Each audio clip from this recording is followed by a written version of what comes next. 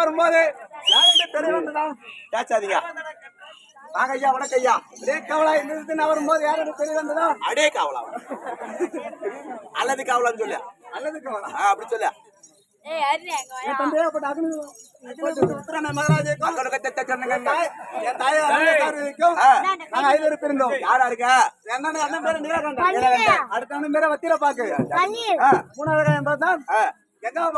ஒரே அப்படி போறதுக்கா ஒரே அப்படி தான் பண்ணோம்.